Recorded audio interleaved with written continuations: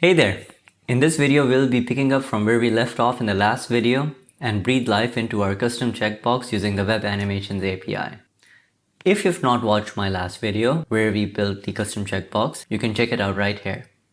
The Web Animations API allows us to write animation instructions directly in JavaScript without the need for any third-party libraries. These animations are similar to the ones that we can already create using CSS in that they run on the browser's compositor layer and utilize the GPU instead of the CPU, hence are more smoother and performant. But now with the added benefit of being defined in an actual programming language and having access to finer controls for playing, pausing, committing and cancelling animations. Furthermore, although we will be using React, the use of the Web Animations API is likely similar across different front-end frameworks because it works directly with the DOM elements. With that said, ideally, I would jump right into the code at this point. But I think it will be helpful to first explain a bit how all of this is going to work on a high level because there are quite a few gotchas and footguns. So let's get right to that. So this is how our animation is going to work on a high level. On click, the animation shall start and the compositor will take over the rendering of the element, meaning the CSS styles of the element will be overridden by the ones provided to the compositor for the animation. That's why it's important that the start frame of the animation should match the resting state style of the element exactly to avoid a flicker.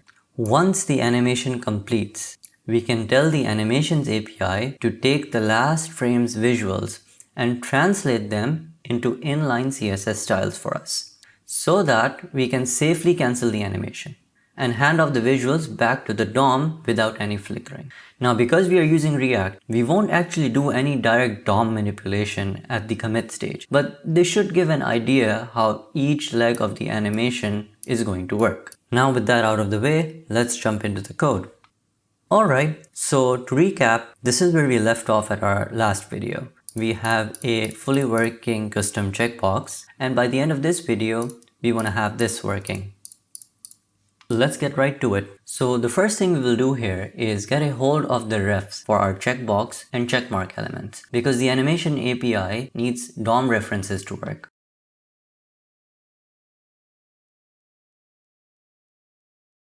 Now we can access the actual DOM elements using these refs. Next, we will build an animation manager function. This function is a bit long, so we'll take it step by step. The first thing that I will do is that I will just create an outline of this function without any logic and explain the idea behind it.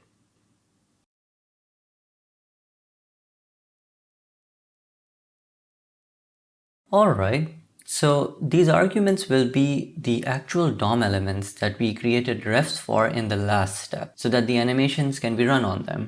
These variables are just going to hold the instances of the 4 different animations that will take place. The names are quite self-explanatory. We have the glow animation, which will simulate that click and glow. The checkmark being drawn is the checkmark animation.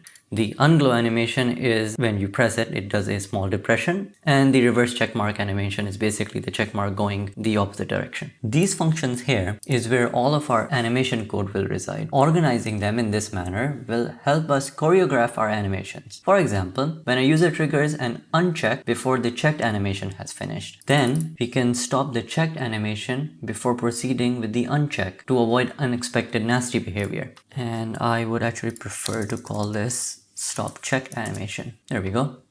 Alright then, now let's start with the fun bit. We're going to build the first part of the checked animation, the press and the glow. I'm going to write my code in the run checkmark animation function. Animate is a function that exists on DOM elements, and calling it will create and return us an animation control for the element that it's called on. It takes 2 arguments. The first one is an array of keyframes, and the second is a configuration object. Let's try to do something really simple with this API. We're going to create 2 keyframes to animate a sort of a button press.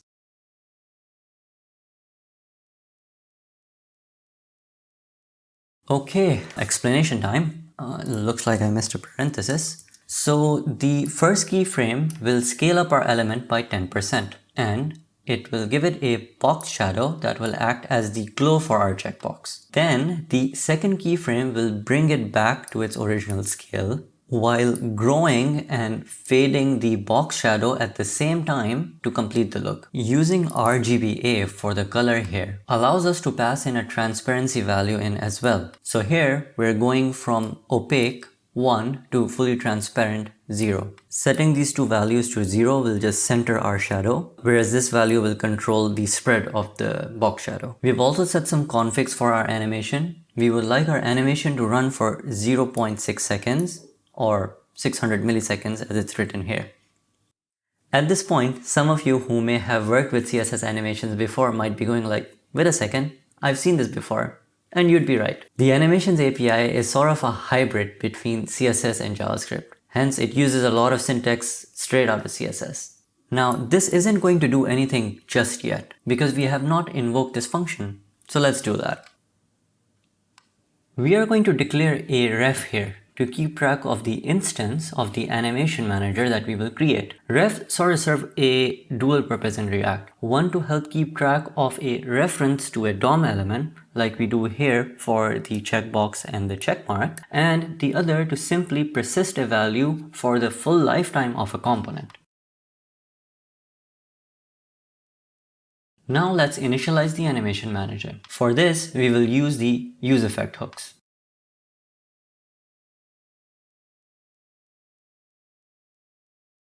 Using the useEffect hook without any dependency array will have it run every time the component updates, but we only want to initialize our animation manager once. So we check that our checkbox and checkmark refs have been successfully set and that the animation manager is not yet initialized. If so, then go ahead and initialize it. We pass it our checkbox and checkmark DOM elements so it can use those references to do its thing.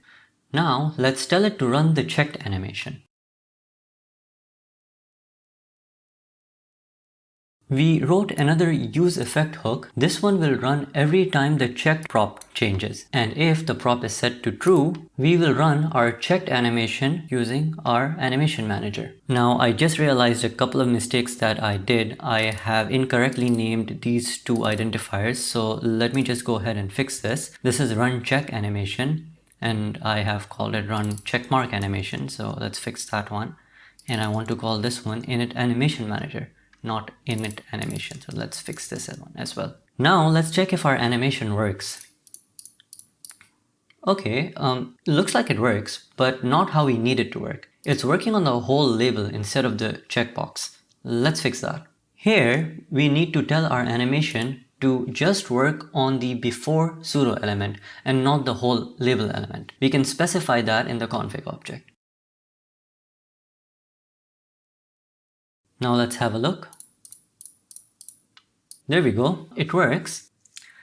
But the animation looks very unnatural and boring. That's because the default easing curve of this animation is linear, which means it animates at the same rate from start to finish. But in order to give it a more springy and natural look, we will have to update its easing curve, also known as a timing function. For this, we will set the easing property on our animations config object. This property can take all the values that the animation timing function property can take in CSS. Out of these, we'll be using the cubic Bezier to define a custom function. And to make our life a bit easier, we're going to go to easings.net, which is a fantastic resource for custom easing functions. Here, we are going to go with the easeOutQuart function. We can see a demo of how it's going to work. So we can actually see, compared to a linear function, how this function would actually behave. Now we can just copy the function from here and use it in our code. Let's have a look. There we go. Looks a lot more lively. Now let's animate our background and border colors.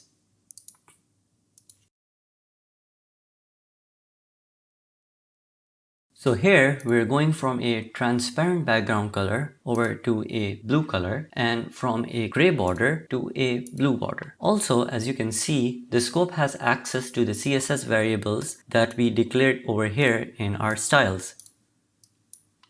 Let's have a look how our checkbox looks like now.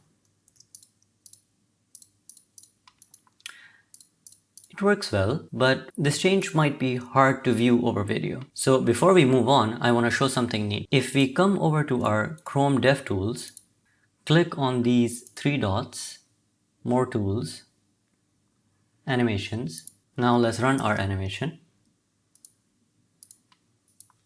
The DevTools recorded our animation right here.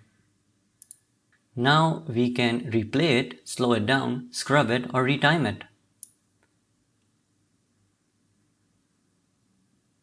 If we have a lot of animations, we can give our animation an ID like so. And that ID will show up in the animation DevTools. So let's try that again. And that's our animation's name. These tools can be really helpful when dealing with complex animations. We won't be using them much for our checkbox, but I thought it may be useful to show it. And I want to give this a slightly better or more accurate name. Let's call it animation checkbox glow.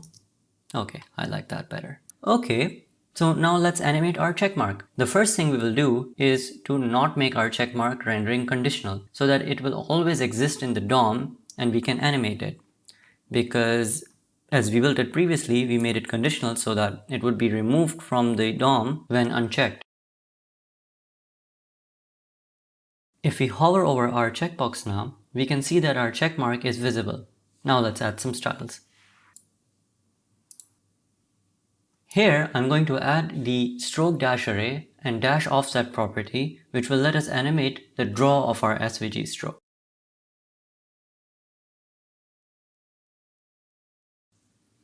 I explained about the stroke and dash properties in part 1 when we built the checkmark. So feel free to watch the previous video for a refresher, but basically if you were to set the dash offset to half of the dash array, then it would draw half of the stroke. Now let's use the dash offset property to animate our checkmark.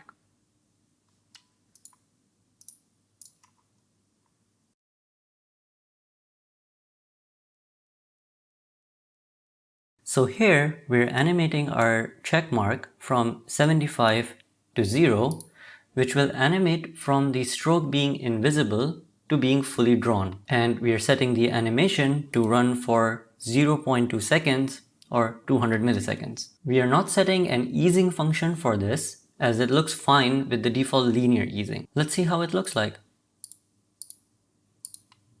Alright, so it looks like it works, but our checkmark is going back to the starting state once the animation is complete. Now there are a couple of ways to deal with this. The first and the least recommended way is to tell the animation to hold its last frame. We can do that by using the fill forwards property. Let's refresh our browser. And now it looks like it behaves correctly. Now the reason why this is a bad idea, and let's refer back to our animation timeline for this.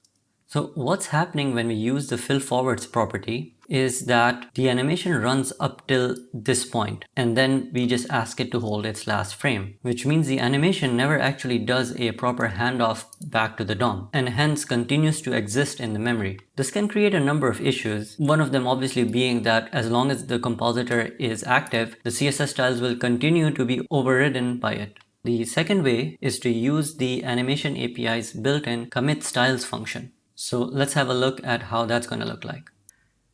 The animation control that is returned from calling Animate exposes events such as onCancel and onFinish that we can bind a function to.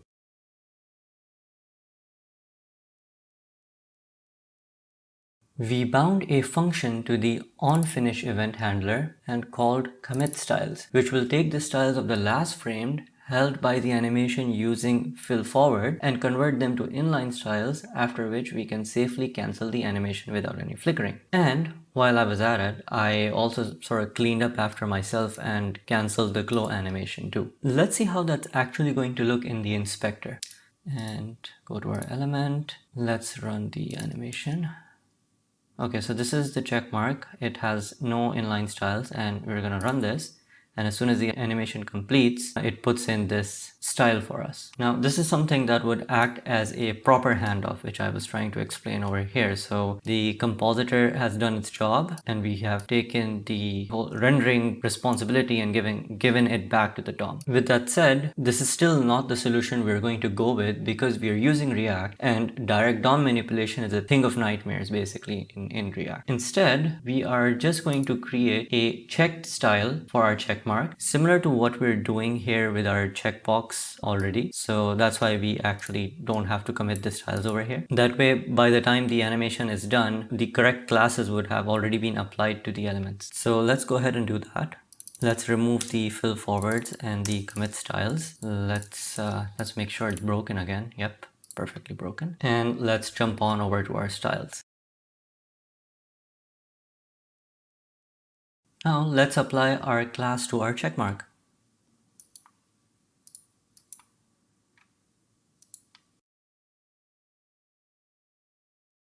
There we go. Looks like it's working as expected. Now here a question might arise. Hey, isn't the checked class applied as soon as the prop changes? So why does it still animate? That's because, remember, the compositor takes over the rendering of the element and overrides any CSS style. And by the time it's done and the animation ends, the element already has the correct resting state styles applied, which is why all of this works. Alright, now let's make the uncheck animation and probably deal with a few quirks and nuances along the way. So let's go to where we are going to write the uncheck animation code. Right here, run uncheck animation. So this is going to be quite similar to the checked animation, except that it's going to be running in the opposite direction. I will move a bit more quickly here, but I will explain everything that I do.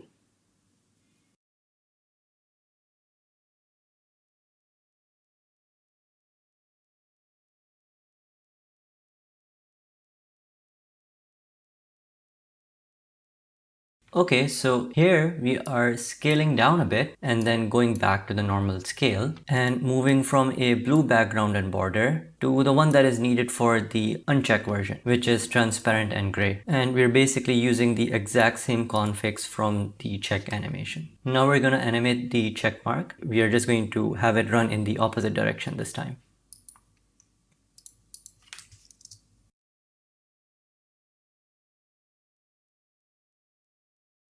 Okay, so before we were going from 75 to 0, this was making it checked. And then now we're going from 0 to 75, which will draw it in the opposite direction. Now I'm just going to write some cleanup code and cancel these two animations as soon as they finish. Now let's write some code to run the uncheck animation. I'm just going to add in an else statement here. And let's see how it looks. So it looks like it's running quite well, but let me refresh the page.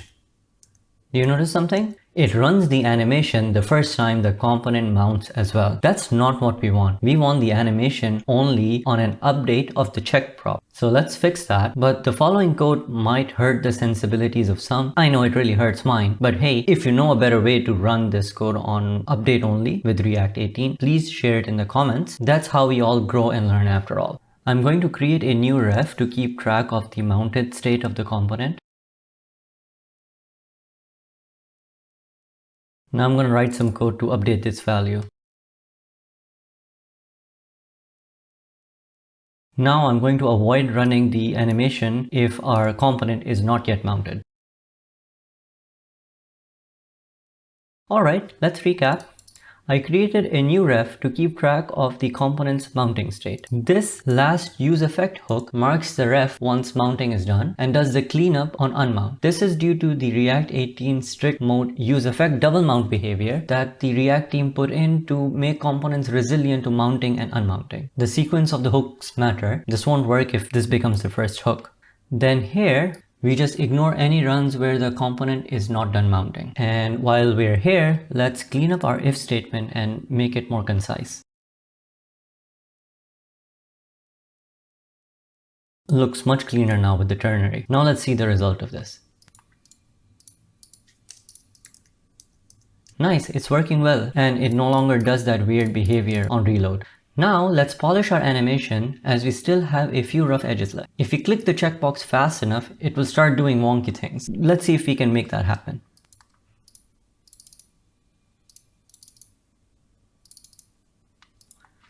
So it's doing that weird flicker thing between the check and the uncheck animation. That's because our next animation starts without finishing the ongoing animation. So what we will do now, we will cancel the ongoing animation as soon as the next one starts so that they don't overlap. I'm going to write the cancellation code in this function over here, stop uncheck animation, and this function over here, stop check animation.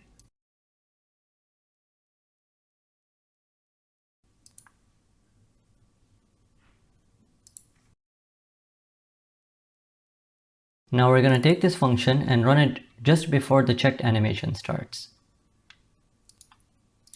So we're just going to go up here and write this should stop uncheck animation.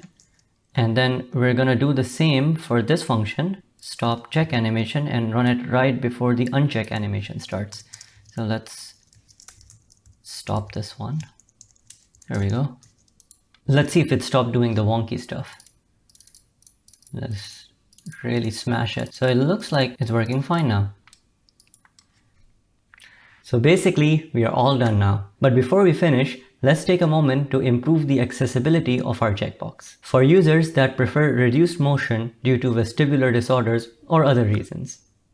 For this, we're going to go to our use effect where we run our animations and write some code to respect the user's accessibility settings.